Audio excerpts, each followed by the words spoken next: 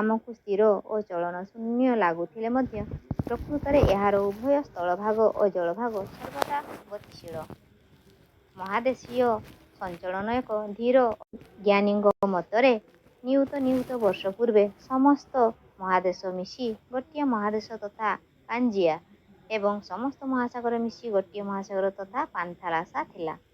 ପରବର୍ତ୍ତୀ ସମୟରେ ପାଞ୍ଜିଆର ମଧ୍ୟଭାଗରେ ଏକ ସଂକୀର୍ଣ୍ଣ ଅଗଭୀର ସମୁଦ୍ର ସୃଷ୍ଟି ହେଲା। କାଳକ୍ରମେ ପାଞ୍ଜିଆର ଭୂଭାଗରେ ଫାଟ ସୃଷ୍ଟି ହେବା ସହ ଧୀର ଭୂଚଳନ ହେଲା। ଏହି ଭୂଚଳନ ଫଳରେ ବର୍ତ୍ତମାନର ମହାଦେଶ ଓ ମହାସାଗର ସୃଷ୍ଟି ହୋଇଛି। ବର୍ତ୍ତମାନ ଦେଖାଯାଉଥିବା ସ୍ଥଳ ଓ ଜଳଭାଗର ବଣ୍ଟନ ମହାଦେଶୀୟ ସଞ୍ଚଳନର ଫଳ ଅଟେ। ଖ ନମ୍ବର ଦେଖ, ପ୍ଲେଟ ବା ପଟଳ ଗତିର କାରଣ କ'ଣ? ଏହାର ଉତ୍ତର ହେବ ଅଶ୍ମମଣ୍ଡଳ କେତେଗୁଡ଼ିଏ ବିଶାଳ ପଟଳ ବା ପ୍ଲେଟରେ ବିଭକ୍ତ। ଏହି ପଟଳଗୁଡ଼ିକର ଗତିବେଗ ଅତି ଧୀର ଅଟେ। ଅଶ୍ମମଣ୍ଡଳୀୟ ପଟଳର ଗତି ସମ୍ଭବ ହୋଇଛି। ଗ ନମ୍ବର, ସ୍ଥାନୀୟ ଭାବେ ଭୂମିକମ୍ପର ପୂର୍ବାନୁମାନ କିପରି କରାଯାଏ? ନା ସ୍ଥାନୀୟ ଭାବେ ଭୂମିକମ୍ପର ପୂର୍ବାନୁମାନ ନିମ୍ନମତେ କରାଯାଏ। ପଶୁପକ୍ଷୀମାନଙ୍କର ବ୍ୟାବହାରିକ ପରିବର୍ତ୍ତନ, ସାପ ଗାତରୁ ପଦାକୁ ବାହାରିବା ଏବଂ ଗାଈଗୋରୁମାନେ ହଠାତ୍ ବୋବାଳି ଛାଡ଼ିବା। ଘ ନମ୍ବର, ସ୍ତରଚ୍ୟୁତି କାହାକୁ କୁହାଯାଏ? ନା କେତେକ ଆଭ୍ୟନ୍ତରୀଣ ଶକ୍ତି ପ୍ରଭାବରେ ଶିଳାସ୍ତର ଉଭୟ ଦିଗରେ ଟାଣି ହୋଇଯାଏ, ଫଳରେ ଫାଟ ସୃଷ୍ଟି ହୁଏ। ଫାଟର ଉଭୟ ପାର୍ଶ୍ୱରେ ଥିବା ଶିଳାସ୍ତରରେ ଚଳନ ହୋଇ କୌଣସି ଅଂଶ ମଧ୍ୟରେ ତାଳମେଳ ରହେ ନାହିଁ, ଏହାକୁ ସ୍ତରଚ୍ୟୁତି କୁହାଯାଏ। ङ ନମ୍ବର, ଉଦାହରଣ ସହ ବିଭିନ୍ନ ପ୍ରକାର ପର୍ବତର ନାମ ଲେଖ। ପୃଥିବୀରେ 3 ପ୍ରକାର ପର୍ବତ ଦେଖାଯାଏ, ଯଥା ଭଙ୍ଗିଳ ପର୍ବତ, ଉପପର୍ବତ ଓ ଆଗ୍ନେୟ। ସାତପୁରା ପର୍ବତ ସଞ୍ଚୟଜାତ ବା ଆଗ୍ନେୟ ପର୍ବତର ଜାପାନର ଫୁଜିୟାମା। ଚ ନମ୍ବର, ମାଳଭୂମି କାହାକୁ କୁହାଯାଏ? ନା ସମୁଦ୍ର ପତନରୁ ପ୍ରାୟ 400 ମିଟର ବା ଅଧିକ ଉଚ୍ଚତାରେ ଅବସ୍ଥିତ ସମପ୍ରାୟ ଭୂମିକୁ ମାଳଭୂମି କୁହାଯାଏ।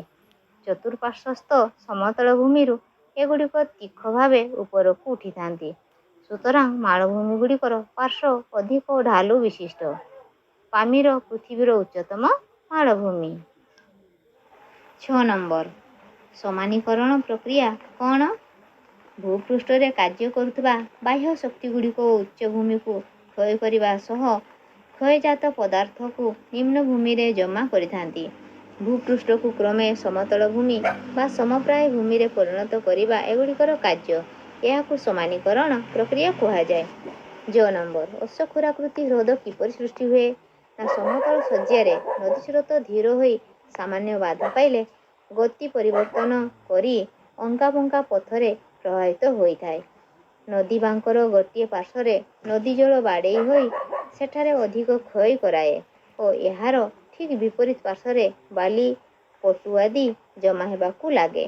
ଧୀରେ ଧୀରେ ନଦୀ ବାଙ୍କର ଉଭୟ ମୁଣ୍ଡ ପରସ୍ପର ନିକଟବର୍ତ୍ତୀ ହୋଇଥାଏ। ବନ୍ୟା ସମୟରେ ନଦୀ ବୁଲାଣି ପଥ ପରିତ୍ୟାଗ କରି ସିଧାସଳଖ ପ୍ରବାହିତ ହୁଏ। ନଦୀ ବାଙ୍କଟି ଏକ କ୍ଷୁଦ୍ର ଅଗଭୀର ହ୍ରଦ ଆକାରରେ ରହିଥାଏ। ଏହିପରି ସୃଷ୍ଟି ହ୍ରଦକୁ ଅଶ୍ୱକ୍ଷୁରାକୃତି ହ୍ରଦ କୁହାଯାଏ।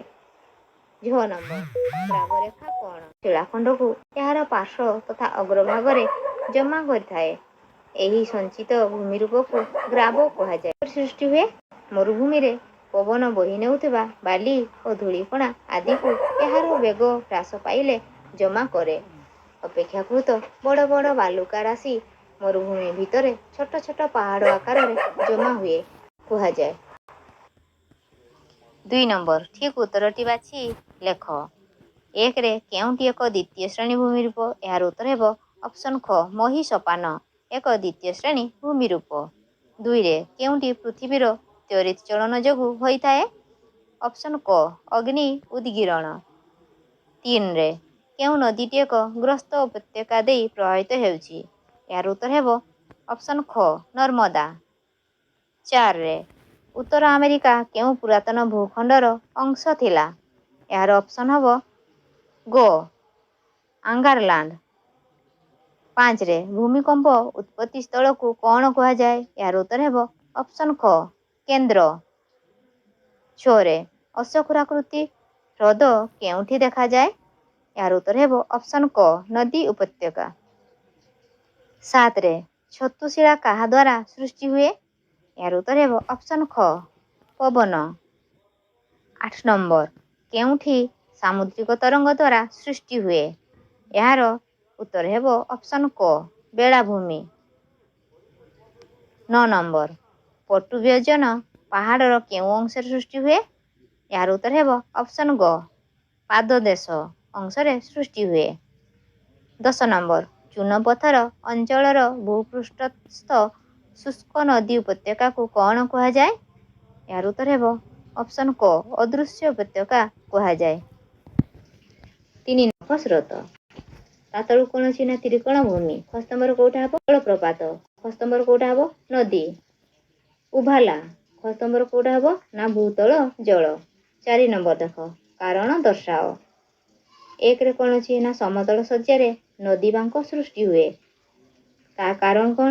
ନା ସମତଳ ଶଯ୍ୟାରେ ନଦୀ ବାଙ୍କ ସୃଷ୍ଟି ହୁଏ କାରଣ ସମତଳ ଶଯ୍ୟାରେ ନଦୀ ସ୍ରୋତ ଧୀର ହୁଏ।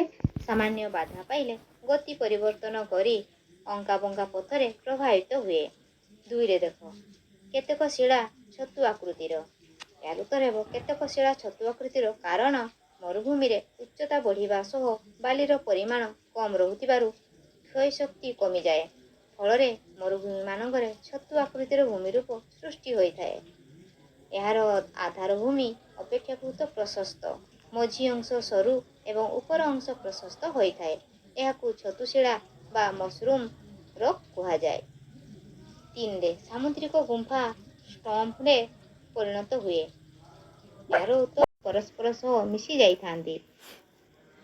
ଫଳରେ ତରଣ ସଦୃଶ ଭୂମିରୂପ ସୃଷ୍ଟି ହୁଏ। ଏହାକୁ ସାମୁଦ୍ରିକ ତରଣ କୁହାଯାଇଥାଏ। ତରଣର ଉପର ଅଂଶ ସମ୍ପୂର୍ଣ୍ଣ କ୍ଷୟ ହୋଇଗଲେ ଏକ ପ୍ରାଚୀର ସଦୃଶ ଭୂମିରୂପ ସମୁଦ୍ର ଭିତରେ ରହିଯାଏ। ଏହାକୁ ଷ୍ଟ୍ରାକ୍ ବା ସ୍ତମ୍ଭ କୁହାଯାଏ।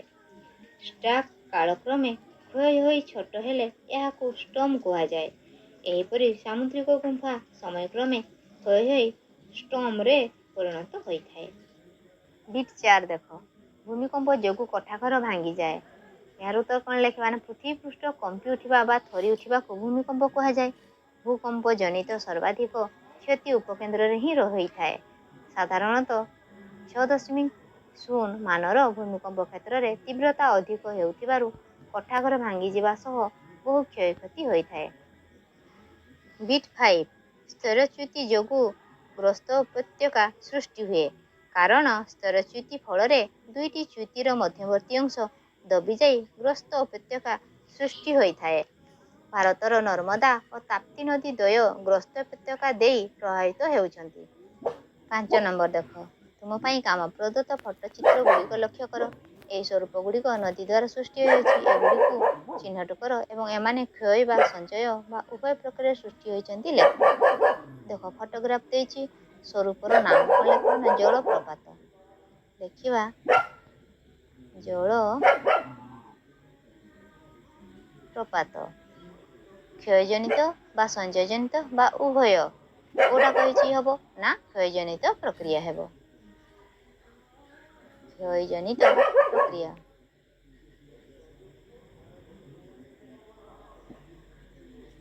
ତା ତଳକୁ ଦେଖ, କ'ଣ ହେବ? ସ୍ୱରୂପର ନାଁ ନା ନଦୀ ବାଙ୍କ। ଲେଖିବା ନଦୀ ବାଙ୍କ। କୋଉ ପ୍ରକ୍ରିୟା ହେବ? ନା ଉଭୟ ପ୍ରକ୍ରିୟା।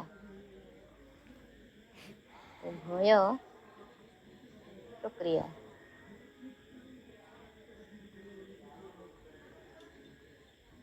ତା ତଳକୁ ଦେଖ, ପ୍ଲାବନ ଭୂମି।